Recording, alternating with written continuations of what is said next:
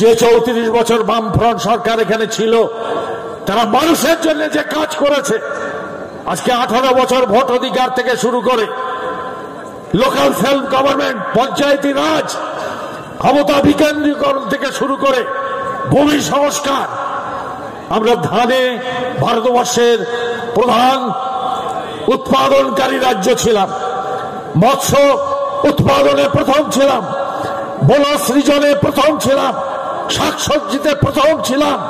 আজ কোথায় পশ্চিমবাংলা? চোর চোর, চুরি আর চোর।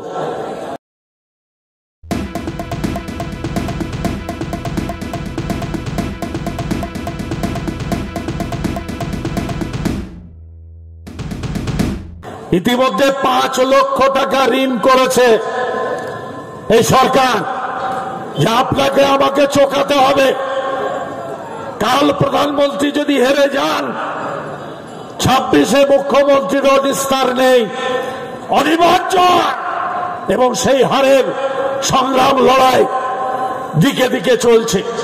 এটা শুধু পশ্চিমবাংলার লোকসভা নির্বাচন নয়, এই নির্বাচনে প্রস্তুতি চলছে আগামী 26 সালে যে বিধানসভার নির্বাচন হবে, সেখানে শ্রীমতী মমতা ব্যানার্জির বিসর্জন কিভাবে হবে তার প্রস্তুতি চলছে।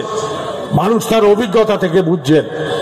আমি স্মরণ করিয়ে দেব, 34 বছর বামফ্রন্ট সরকার ছিল, নিশ্চয়ই কোনো বিচ্যুতি ত্রুটি মানুষের চোখে ধরা পড়েছিল, কিংবা অনেক বেশি আশায় মানুষ বুক বেঁধে বামফ্রন্ট সরকারকে পরাজিত করেছিল 2011 সালে।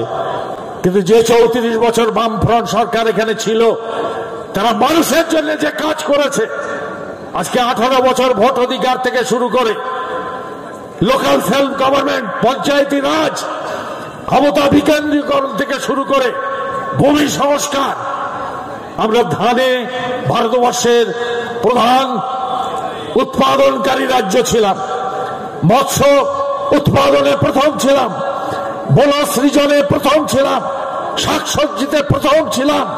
আজ কোথায় পশ্চিমবাংলা? চোর চোর, চুরি আর চোর। এই দুটো দল চেয়েছিল এখানে মেরুকরণের রাজনীতি করতে। ওকে গাল দেয়, ওকে গাল দেয়, মানুষের কথা বলে না, কোনো কমিটমেন্ট নেই মানুষের প্রতি, কোনো প্রতিশ্রুতি নেই মানুষের প্রতি। সেই সরকারটা আপনার তুলনা করতে হবে আজকে আপনার অভিজ্ঞতার সঙ্গে। যে 34 বছর বামফ্রন্ট সরকার, তারা মানুষের জন্য বুনিয়াদী যে উন্নয়ন, মূল যে উন্নয়ন, মানুষের অধিকার, মানুষের হাতে আর্থিক ক্ষমতা, সেদিন গ্রাম বাংলা মাথা তুলে দাঁড়িয়েছিল, অর্থনীতিতে স্বাবলম্বী হয়েছিল। আজকে কোথায় গ্রাম বাংলা? সন্দেশখালীর ঘটনা শুনেছেন, নারীদের উপর কি অত্যাচার। যে জমি বামফ্রন্ট সরকার দিয়েছিল ভূমিহীনদের, সেই জমি আবার নতুন করে তৃণমূল আমলে কেড়ে নেওয়া হয়েছে, ভেরি বানানো হয়েছে, চাষের জমিতে লোনা জল ঢুকিয়ে দেওয়া হয়েছে। কি চলছে রাজ্যে? ভাববেন না, ভাবতে হবে না? এই তো ক্ষমতা, এই তো অধিকার। মোদী ফিরে আসলে এই অধিকার থাকতো না মানুষের, সংবিধান পরিবর্তন হয়ে যেত, ঝান্ডা পাল্টে যেত, বহুত্বের নীতিকে বাদ দিয়ে এক রাষ্ট্র, এক ভাষা, এক ধর্মের দেশ তৈরি করে দেশটাকে চুলোয় পাঠিয়ে দিত, রক্তের গঙ্গা বইত ভারতবর্ষে। সুতরাং আজকে মানুষের হাতে যে ক্ষমতা এখনো আছে, গণতন্ত্রের যে অবশিষ্টাংশ বেঁচে আছে, সেই ক্ষমতা প্রয়োগ করে আমাদের দেশের, আমাদের রাজ্যের স্বার্থের জন্য মানুষকে সুচিন্তিত ভোট দিতে হবে।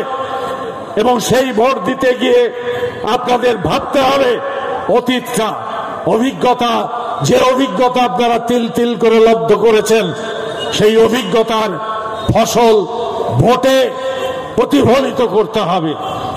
আমাদের কেন্দ্রে, দমদম কেন্দ্র লোকসভায়, এখানে আমাদের বামফ্রন্টের প্রার্থী, কংগ্রেস সমর্থিত কংগ্রেস সুজন চক্রবর্তী দাঁড়িয়েছেন।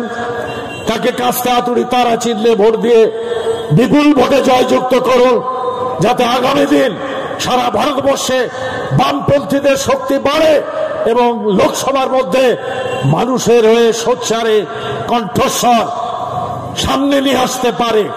তার শক্তিকে যোগান আপনারা। এটা পশ্চিম বাংলা বামপন্থী আন্দোলনের পীঠস্থান। এখানে যদি বামপন্থী আন্দোলন দুর্বল হয়, ভারতবর্ষে বামপন্থী আন্দোলনের অগ্রগতি ঘটতে পারে না। ঘটেছেও তাই। পশ্চিমবাংলায় বামপন্থীরা দুর্বল হয়েছে, ভারতবর্ষের বামপন্থী আন্দোলনের অগ্রগতি পিছিয়ে গেছে। আজকে পশ্চিমবাংলার হাতে সব ভূত আর ভবিষ্যৎ। এখানে বিধানসভায় উপনির্বাচন হচ্ছে, আমরা নেই। মেরুকরণের রাজনীতিতে বিজেপি তৃণমূল যেটা চেয়েছিল 21 সালে তাই করতে পেরেছিল। বামেদের নিশ্চিহ্ন করো, ক্ষমতা ভাগ করে নাও, আমি আর তুমি। এবারেও চেষ্টা করেছিল, কিন্তু এবারে পারেনি। এবারে ফাইটটা দাঁড়িয়েছে ট্যাগুলার ফাইটে। বামেরা আছে, বামেরা অত্যন্ত শক্তি দিয়ে মাটিতে দাঁড়িয়ে আছে লোকসভা নির্বাচনের সামনে, আপনাদের সামনে। ফলে এখানে বিধানসভাতে আমাদের প্রার্থী আপনাদেরই ঘরের ছেলে কমরেড তন্ময় ভট্টাচার্য, তাকে জয়যুক্ত করুন। লোক বিধানসভাতে অন্ততপক্ষে আমাদের একটা কণ্ঠস্বরকে প্রতিনিধিত্ব দেওয়ার সুযোগ বড়নগর মানুষের হাতে এসছে। বড়নগর অনেক অতীত ইতিহাসের শহর এটা। এখানে বামপন্থী আন্দোলন চিরকাল অগ্রগামী থেকেছে। সেই 52 সাল থেকে আজ পর্যন্ত বামপন্থী আন্দোলনের পীঠস্থান হিসেবে বড়নগর পরিচিত। সেই বড়নগর থেকে একটা কণ্ঠ আপনারা এবার বিধানসভায় পাঠান আমাদের হয়ে কথা বলবার জন্য। ফলে আগামী 1 জুন আপনারা যে ভোট দেবেন, সুচিন্তিতভাবে সুশৃঙ্খলভাবে সকাল সকাল গিয়ে সকলে ভোট দিন, মোদি আর দিদির বিরুদ্ধে দেশটাকে বাঁচান। এই আহ্বান করে আপনাদের ধন্যবাদ জানিয়ে আমার বক্তব্য এখানে শেষ করছি। ইনকিলাব জিন্দাবাদ। আপনারা দেখছেন আওয়াজ, রোজকারের হক কথা। ফর মোর আপডেটস অ্যাবাউট আওয়াজ, please subscribe our YouTube channel.